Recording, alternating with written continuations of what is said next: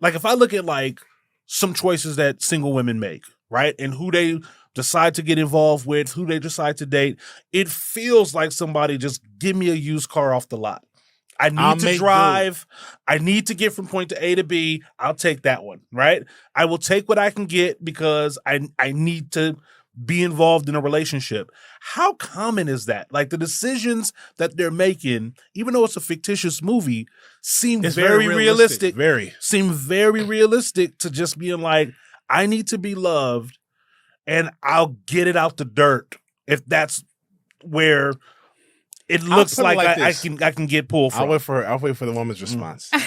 Y'all so funny. I feel like it's a nuanced situation. You only take what you know. I think the PR for Black women is, y'all ain't used to nothing, y'all don't have nothing anyway, so take what you can get. Mm-hmm. But if you are a young lady and you have seen people love come from, it don't even have to be a 2-parent household, but just come from a good family, somebody that raised you right, you're not just finna be with no bullshit niggas. Mm-hmm. You know what I mean? So I think it's just all about what you're exposed to. I wouldn't never. Right.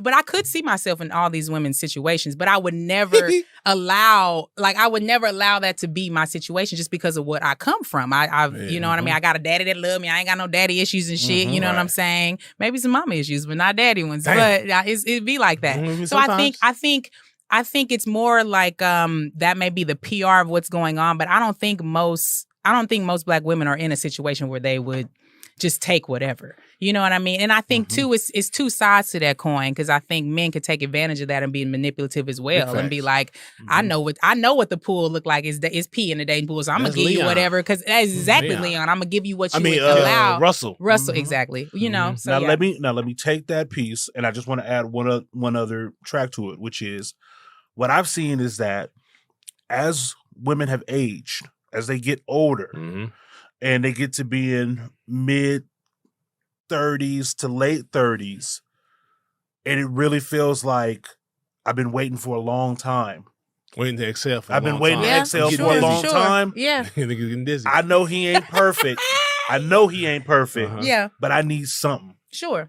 You know, and that's what I feel like I see in these characters based upon their age, right? Like, because having a man was the was the main thing. Even the mama said that. Yeah, it was. For so many of these characters, I need to be with the man. Sure. Or I need to keep the one that I got. Sure. So, but I think this movie is one of the reasons. Think about when this came out. I think a lot of things. This movie is a reason why a lot of stereotypes have been upheld. Because who is telling you what? That's why imagery and stuff, and I think, again, as us as Black creatives, the stories we tell are important, because this stuff sticks with people. Yep. Even the fear-mongering of niggas leaving for white women or whatever, it's just like, oh my God, it's such a big deal. It's going to happen. It's like pretty dramatic. So I think this movie is even putting that seed in people's mind or women's mind to believe. Because these women is young. They gorgeous. In real life, these bitches could literally pull any nigga anywhere, right? Even Loretta Devine. Right.